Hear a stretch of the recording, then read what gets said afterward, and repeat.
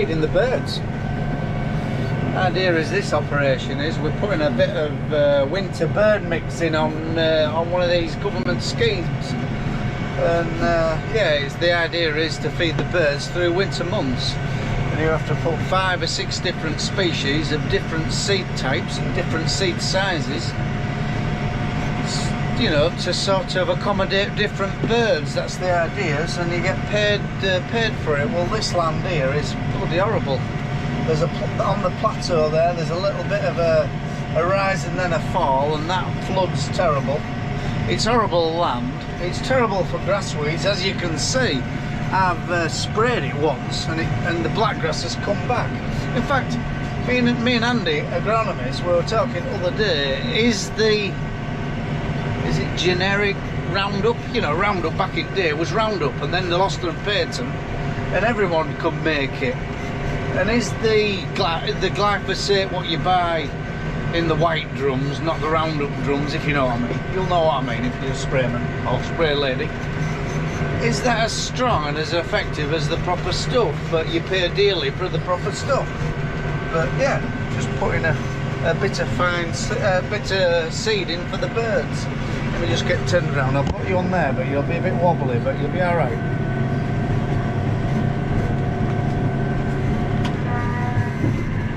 I'm just going real gingerly because it's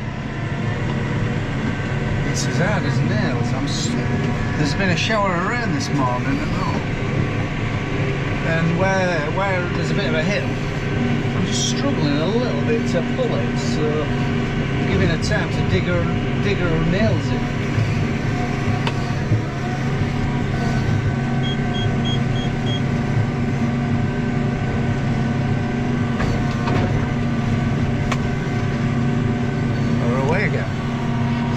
Yeah, it's just, my mix consists of basically a bit of scrapings up around the farm, bit of spring barley, bit of spring wheat, bit of spring oats. I've gone for spring crops rather than winter crops because I think they've got more vigour and they're more likely to sort of provide a lot of seed before winter. And mixed among it, I've got some peas, I've got some linseed, I've got some mustard, and I've got some oilseed rape. So them small seeds will feed the small birds, and the big seeds like your barley and your peas, I don't know whether peas are going to mature enough. I don't know. Watch this space. They'll feed your big birds. It'll be marvellous for pheasants will come out of this wood. It really will. They'll feast among it. And yeah, milk it while it's there, to be honest, on your crap land, because that's what we're doing. But yeah, and then next February we'll sort of spray it off, possibly lightly work it, and leave it till this time of year or as late as we dare to get another flush of rubbish and a kill, and same operation in with this thing. Thank you very much, Defra. She's going beautiful though. We spent a lot of time and effort doing bearings. She's had all new tungsten coulters on it, and a hell of a lot of bearings on it, and she's just cutting a nice slit and dropping the seed in, but I can't go too fast because it's very, very hard and I don't want to break it. So I'm supping hardly any diesel. Look, 17 litres an hour. That's all I'm supping. I don't class my time as much. I've got not much else to do today, so I'm just going to steady away and get. I've got 35 acre to put here today, which I probably won't get finished, but at the pace I'm going. But I'll come back tomorrow and finish up. Phil's working with New Holland and Simba Solo next door. Some land we never got drilled at back end. It was supposed to go in with wheat, and we never got done. So he's on with that. See, there's a linseed, an oat, a pea. I don't think I need to do anything else with it. Another piece of linseed. It would be a bonus if I rolled it, but I'm trying to do it as cheap as possible. There's an oak down there and a barley. There's a barley. It ain't quite. The mowers doesn't. I've got the flashes on. The mowers doesn't cap it like the not cap it. Press the slit down as quite as good as the other drills. I mean, this is bloody prehistoric, isn't it? This was in front of its gear back in the day. You know, it's a 2006 this drill, I think. And it was unique, you know, there aren't many other direct drills in this country. It's been superseded by all different makes, but what I'm doing here, it's perfect, like, it's ticking the box, if you know what I mean. My favourite saying, isn't it? I just want to give my mate a plug, Stephen, and his GPS something solutions. I'll give him a link and his number. He watches the channel and he approached us, and I've got quite pally with him. I talk to him regularly, and he approached us because he does these Sweavercam GPS systems, and bloody hell, I didn't really know naught about them anyway. I've come today with it, didn't know what I was doing, and educated, got my glasses on and sat on headland and sort of worked it out, and it's so simple to use. And we're to the 3 centimetres, nout, 2 centimetres, nout, 2 centimetres. It's bloody accurate as anything, and it's so easy to use, and it's a cheap system and all. And Sweavercam, it's Swedish, you know, can't be crap, can it? Apparently all the circuit boards are made at the same spot in China anyway for all these makes, so you're getting exactly the same. It's very similar to our other system, what we've got, the Trimble one, but it's a bigger screen is this, and they're a lot cheaper. I think it does exactly the same thing. In fact, that's got more functions. Press that up. Lift my doobry up. Turn around. It will turn it round on its own, apparently. I ain't educated myself to that part. I might give him a ring in a bit and explain how to do it. Just go on there again. Yeah, a little bit of a hill here, I'm scratching. She's taking a little bit around. Right, and then press that again, and then shake the steering wheel, finds where I'm up again. Right, 9 centimetres I was, now we're on now. She's accurate to 2 centimetres, 3 centimetres.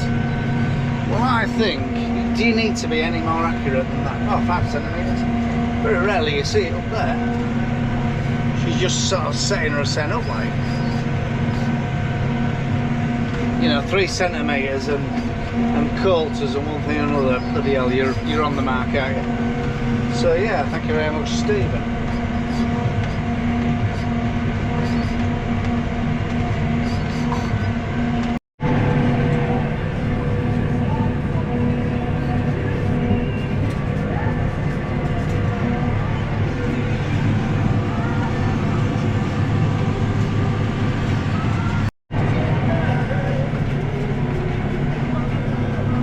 See what I mean? We round up this, oh god, 6 weeks back, and I've really killed it, and we used a good 3 litres per hectare, so I don't know. I'm not really bothered about this, lad, to be honest, because I think next time it comes out of these schemes, because I think I'll put same in next year, it's going to be grassed, because I don't know, the price of one thing or another, you just can't risk a disaster, can you? It's grassland like. So yeah, this is going to be grassed, I think. Or I might come with another 3 litres and just blast on the top of it, to be fair. Before what I'm sowing now germinates. I don't know, I'm in 2 minds. Because there's going to be a massive seed bank. Well, that's going to release. Going well. One injury though. The far disc has broke itself off one bolt was broke through and other bolt couldn't act this hard land, so we've lost a disc off, which isn't a biggie because it's right at the end, and I've just sort of altered the GPS a little bit to compensate.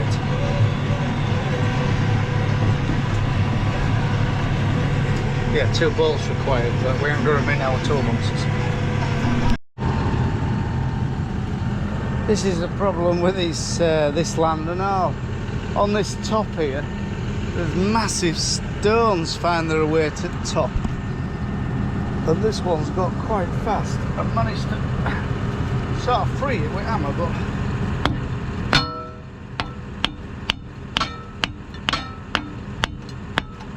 the only hammer we've got is like a little toffee hammer, and the head's coming off it. So, I don't know. How are we going to shape getting this out?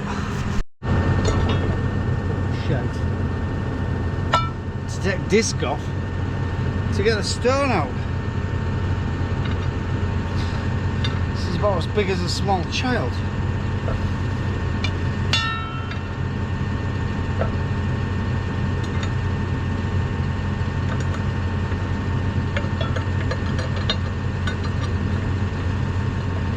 It's starting to rain again, I know.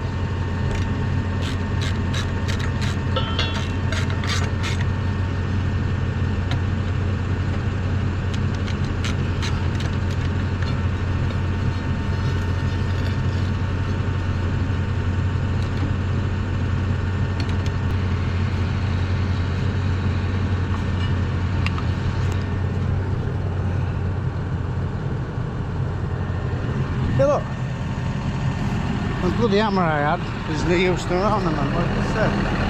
Yeah. These stones are made up of all types of seashells, look. There's some real good fossils in among them, because the Vale of York used to be a sea. I told you before, haven't I? All like big ocean down there. And like this was a bit shallow a bit, and then the waves used to crash up near where the chalk pit is there, and all that chalk is made of billions of years worth of seashells apparently. So right, that's it, get on.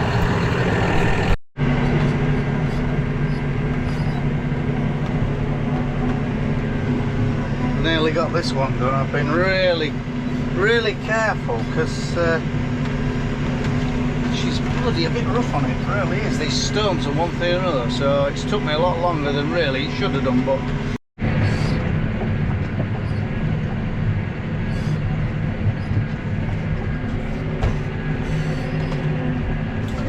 fills up here, arriving out hollow.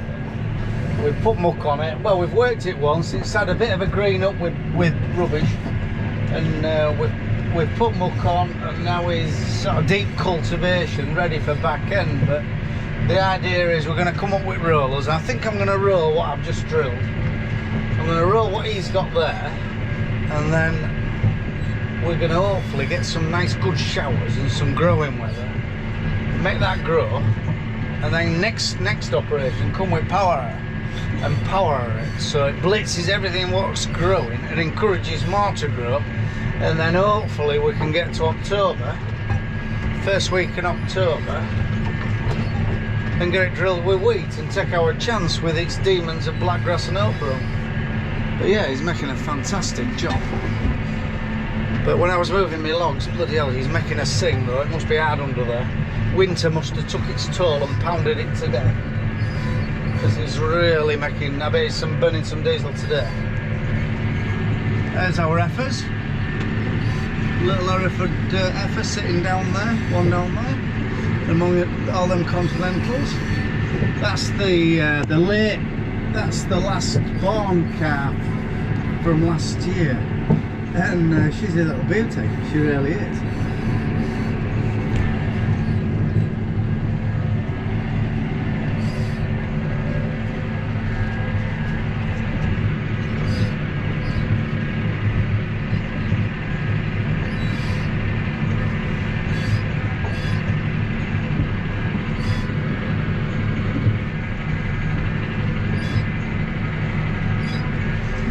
we toyed with the idea of selling both these machines, and I tell you what, it's made my mind up. Seeing what he's done today, that's a brilliant job.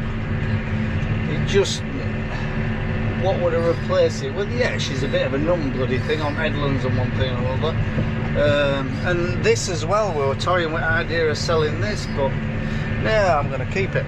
For what I've done today with it, I've just totted up how much that feel's going to earn me. And Christ almighty, we couldn't, if you got 3 ton of weight, I don't think you could cover that cost. So, well, you couldn't. Well, you could, but you can't guarantee 3 ton of weight, not if I want on.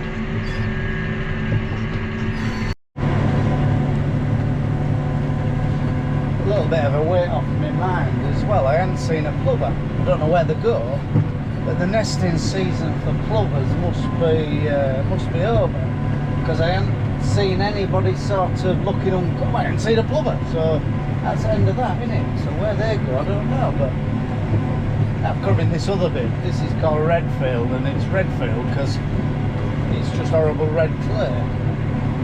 I don't know. Grassland. This is another grass one. I've really struggled with some of this land lately. I don't know. What with grass weeds and weather patterns, it's just hard work.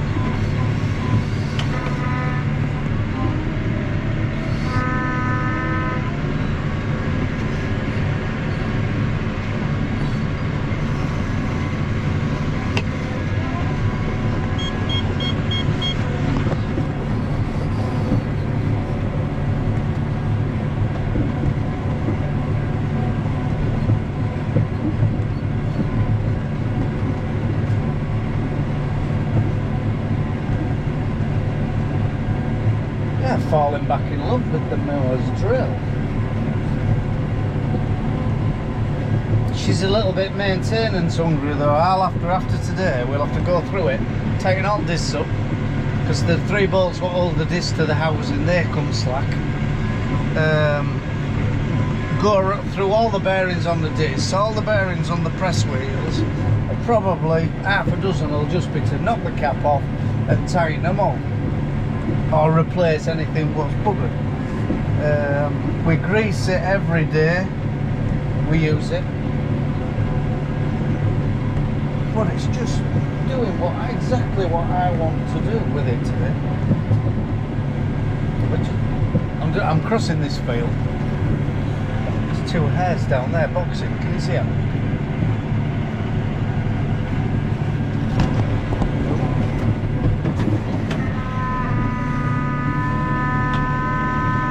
Crossing this field because there's been quite a few showers, and I think the drill would be boss of the tractor because it's real heavy red clay, and it's just like it just gets like an icing rim.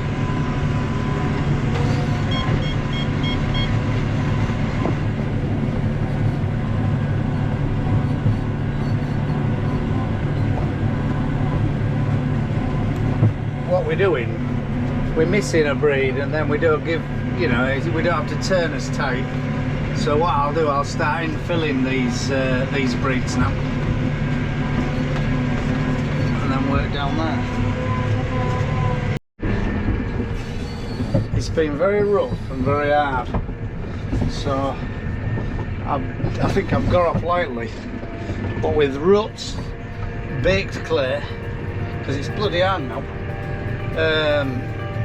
and stones, I'm lucky just to broke that bit off, which is only a couple of bolt sheets, so yeah, done very well. So right, bye for now.